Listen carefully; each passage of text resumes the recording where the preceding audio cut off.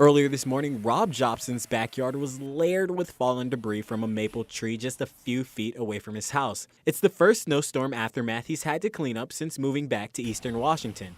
Yeah, we were in a studio apartment in Seattle and came back here in late spring of this year. And cutting up wood and raking up leaves sure beats sitting in traffic, so.